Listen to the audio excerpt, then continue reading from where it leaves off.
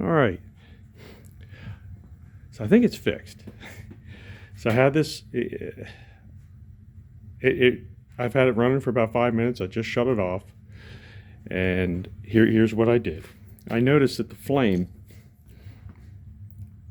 was only staying on for a few seconds, maybe 10 seconds at the most. And then it looked like the flame was starting to draw away and fade. And then it would shut off. So one thing I did, I put dry gas in it, because if it initially starts, that means it's getting fuel. But then it was acting as if there was less and less fuel as time went on during that short interval. So I'm thinking, well, maybe it had a little water in there.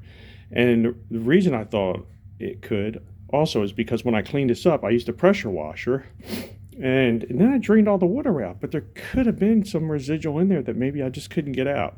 So I put some dry gas in, and then I don't know if it really helped, and I was concerned if I had a cracked line, so I just used silicone hose here, and then also before I had replaced that fuel line.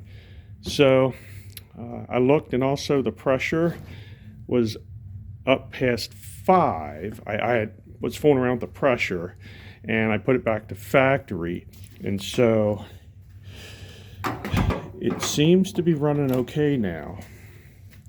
So let's just see if it starts up okay. Here's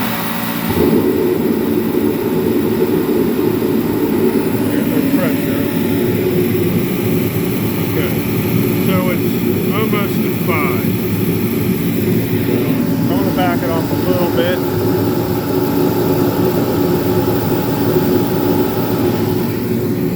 It should be about 4.7. That's about it.